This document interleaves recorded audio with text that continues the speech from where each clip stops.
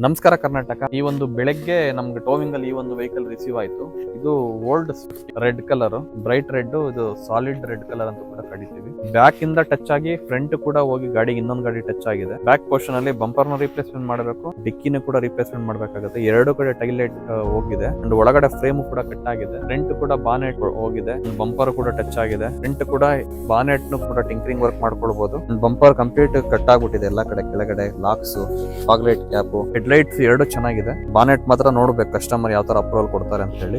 Estimation ಎಲ್ಲ ಹಾಕಿದೀವಿ. Customer approval ಕೊಟ್ರೆ ಮ್ಯಾಕ್ಸಿಮಮ್ ಒನ್ ವೀಕ್ ಅಲ್ಲಿ ರೆಡಿ ಆಗ್ಬಿಡುತ್ತೆ. ಮಾರುತಿ ಪಾರ್ಟ್ಸ್ ಅಂತೂ ಫಾಸ್ಟ್ ಆಗಿ ಸಿಗುತ್ತೆ. ಅದರಲ್ಲೂ ಸ್ವಿಫ್ಟ್ ಗಾಡಿಗಳದಂತೂ ಪಾರ್ಟ್ಸ್ ರೆಗ್ಯುಲರ್ ಮೂವಿಂಗ್ ಪಾರ್ಟ್ಸ್ ಎದುರಿದೆ. ನಮ್ಗೇನು ಕಷ್ಟ ಅನ್ಸೋದಿಲ್ಲ ಪಾರ್ಟ್ಸ್ ಅರೇಂಜ್ ಮಾಡ್ಲಿಕ್ಕೆ.